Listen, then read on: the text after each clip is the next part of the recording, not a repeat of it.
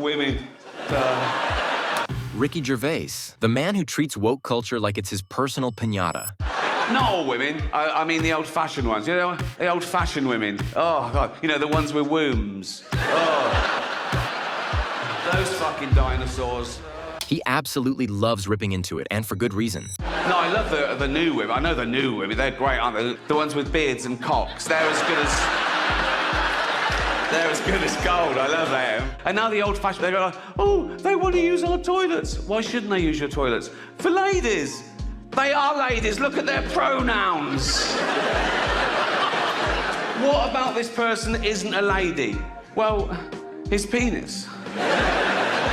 Her penis, you fucking bigot. What if he rapes me? What if she rapes you? You fucking turf whore. First off, Ricky is the kind of comedian who hates hypocrisy. Binge watch the entire first season of Afterlife instead of watching this show. That's a show about a man who wants to kill himself because his wife dies of cancer, and it's still more fun than this, okay? Spoiler alert, season 2 is on the way, so in the end, he obviously didn't kill himself, just like Jeffrey Epstein.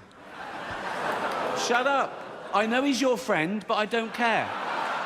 And let's be real, woke culture is full of it. It's like they're constantly telling everyone to be compassionate and understanding. But at the same time, they're ready to cancel someone's entire existence over one wrong tweet from 2012. Ricky sees that, and his internal alarm goes off.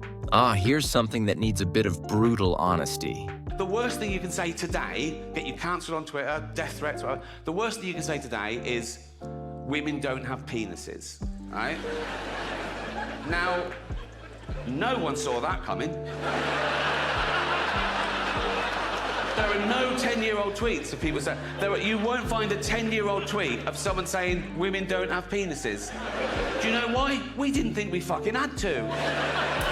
The thing with Gervais is that he's completely fearless when it comes to calling out this double standard. He thrives on making people uncomfortable because to him, that discomfort is the space where truth lives. He once said, just because you're offended doesn't mean you're right. That's the thing about offence, isn't it? When people say they're offended, it's that just because you're offended, it doesn't mean you're right, you know? It's... offence is about feelings, and feelings are personal. Some people are offended by equality. So what? You know, so you can't second-guess people. If you try and please everyone, you'll please no one. With comedy as well, I think you've got to deal with taboos and contentious issues, and sometimes you deal in irony, and some people don't get that, but, you know, you can't legislate against stupidity, otherwise you'll be doing nothing. So if you're saying anything, you should polarise. You should polarise, because everyone's different, so... And that's what really gets to the heart of why he loves roasting woke culture. So much of wokeness is wrapped up in people being offended, whether it's about words, jokes, or social issues. But Ricky doesn't care about your feelings. He cares about the truth behind them. Talking of all you perverts, it was a big year... It was a big year for paedophile movies. Surviving R. Kelly, Leaving Neverland, Two Popes... Shut up. Shut up. I don't care. I don't care. On a Time in Hollywood, nearly 3 hours long. Leonardo DiCaprio attended the premiere, and by the end, his date was too old for him. He loves poking holes in that fragile layer of woke sensitivity and saying, look, this outrage is ridiculous, and you need to laugh at yourselves a bit more. Our first presenter is beautiful, talented, and Jewish, apparently. Mel Gibson told me that. He's obsessed. Please welcome Scarlett Johansson. And speaking of laughing at yourselves, that's another reason why Gervais can't stand woke people. They take themselves way too seriously. The man loves irreverence. It's live, so they go, and now your host for the 68th Annual Golden Globe Awards, please welcome Ricky Gervais. They go, and they're all clapping, all the actors are looking up, smiling at me nervously. It's brilliant, right? So I just go, relax, I'm going to be nice tonight. I've changed. Not as much as Bruce Jenner. He's the guy who makes jokes at funerals, the one who'll bring up death or religion and get everyone to laugh at the darkest parts of life. So when he sees a whole group of people acting like they're on a mission to save the world through their social media posts, he can't resist tearing that down. It's like, oh, you're changing the world by complaining on Twitter? Sure, Gandhi would be proud. Welcome to my show. It's not a show. There's no dancers or jugglers. It's basically a bloke talking, which is essentially what stand-up comedy is, isn't it? A bloke talking. Sexist. What about all the funny female comedians? Like, No. Right. No. I'm not doing that. Okay, right. That was irony. There's going to be a bit of that throughout the show. See if you can spot it, okay? Now, that's when I say something I don't really mean for comic effect, and you as an audience, you laugh at the wrong thing because you know what the right thing is. It's a way of satirising attitudes. Like that first joke, I used the old-fashioned sexist trope that women aren't funny. Now, in real life, I know there are loads of funny women. Like, I did it again, well spotted, good.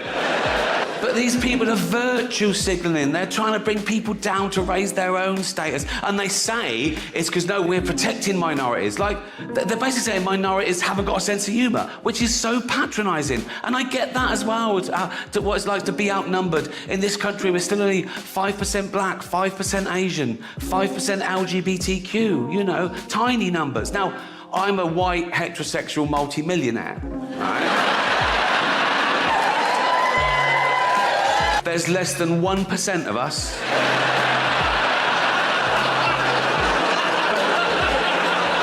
Do I whine? No. I don't mind. Just get on with it. Come on, Rick. Come on, Rick. Just keep I'm like Rosa Parks. Do you know what I mean? I'm like... Except I fought for the right to never have to take a seat on a bus. Ricky's not afraid to offend people either, because to him, comedy is about freedom. In fact, he's said that wokeness is one of the greatest threats to comedy because it's trying to police what people can or can't joke about. And for Gervais, that's like saying you can only paint using 2 colors. I don't want any fat people to feel uncomfortable at one of my gigs, so next time, buy 2 seats. I'm joking, I'm joking, shut up. I'm not having a go, I'm just pointing out, you know. I was listening to the radio in England a few weeks back, Radio 4, quite highbrow. There was a discussion about political correctness. My name came up straight away, right? And there was this woman on there going, oh yeah, well it's not right. Ricky Gervais, he makes jokes about fat people. He wouldn't make jokes about gay people, would he? And being fat is like being gay. What? No, it's not. What? You can't choose your sexuality. As we've established, you choose whether to eat too much or not. You know, with your sexuality, you're born, you grow up, you discover you like same-sex relationships, and that's it. You're gay, okay? For being gay to be the same as being fat, you'd have to be born, be straight, grow up knowing you're straight, but gradually and consciously wean yourself onto cock.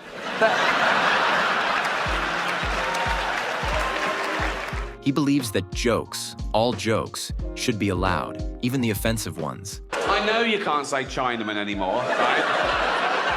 I can't believe you ever could, because that is the laziest labelling of a demographic I've ever heard, right?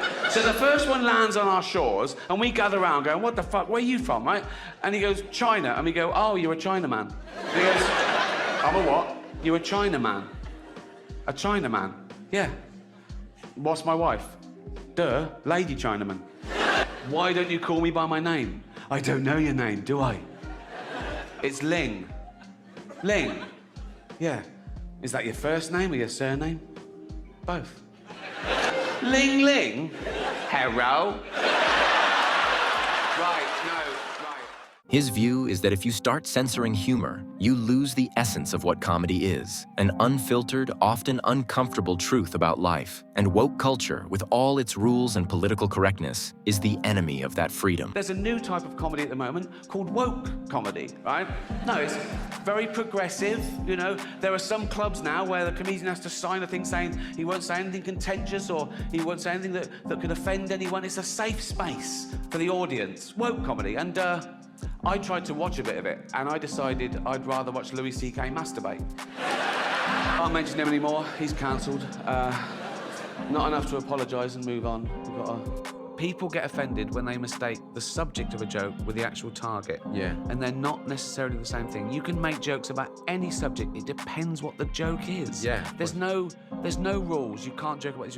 You can. You should be You able just to. can. But people then they go, wow, yeah, but you shouldn't hurt people's feelings. Well, you can if their feelings are wrong. Yeah. You know, if you don't like the facts, don't change the facts, change the feelings. Yeah. You know. And then there's the whole virtue signaling thing that drives him nuts. You could be in the third world, okay, and you get a glimpse of a Hollywood star, and it makes you feel better, okay? You could be a little child, a little Asian child with no possessions and no money, but you see a picture of Angelina Jolie, and you think, Mummy. I did think of adopting for a while, a little third world child, because that would tick all 3 boxes, wouldn't it? You know? You think of it like, 1, I wouldn't be adding to the population problem. I'd be alleviating an existing problem. A young kid born through no fault of his own into abject poverty, he would have died without me. I can literally save his life and give him a great upbringing, right? 2, he would be grateful, wouldn't he? He'd want to pay me back, wouldn't he? Particularly if I let him know that all the other kids in the village, they weren't so lucky, they didn't make it out. I'd tell him that early on, so he really bucked his ideas up, right? I'd go, Tundi, come here. Yeah, go and pop a shirt on, you're not in Africa now, mate. That's better, yeah. Tundi, look, yeah, water straight out of a tap, innit? Yes. No, it's not free, it's Hampstead. Yeah, of course it's safe. Safe, fresh drinking water. Have as much as you want. Have a bucket full. Straight out of that fresh drinking water. There you go. Go and clean the car. Go on. Gervais despises people who use social justice as a way to make themselves look good. To him, it's just showing off. His whole shtick is making people realize they're not as good as they think they are. Woke people love to posture like they're morally superior, and Ricky's like, nah mate, you're just as flawed as the rest of us. I've learnt my lesson. No, I have learnt my lesson, and that's why I'm going to be woke from now on. It's about time. Well, I'm sorry. Well, I am woke, and now I'm woke. The first thing I've got to do is change my Twitter bio. But now I'm woke, I've got to pop in the word anti-fascist. So people know I'm not a fascist. 'Cause that is a big problem at the moment. People come up to me on the street and they go, Rick, have you been imprisoning journalists? I go, no. They go, oh, interesting. They go, have you been gassing Jews? I go, no. They go, well, pop it in your bio then, you silly cunt.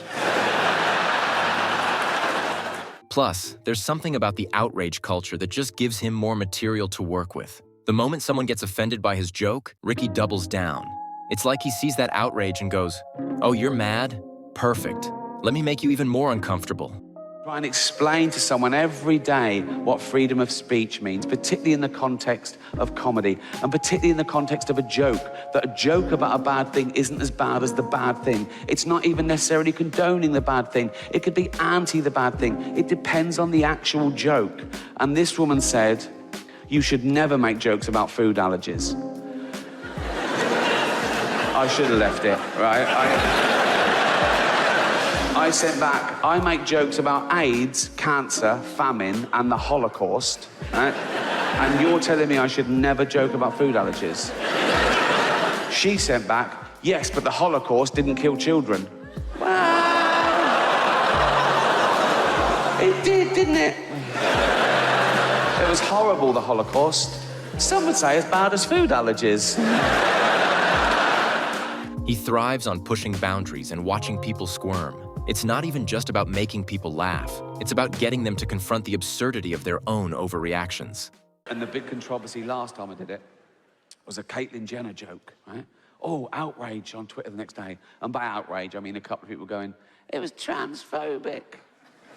It wasn't transphobic in the slightest. It was a joke about a trans person, but the joke had nothing to do with that aspect of her existence. And that's the other thing about offense. People get offended when they mistake the subject of a joke with the actual target, and they're not necessarily the same. I'll tell you the joke. You make your own minds up. Right. So.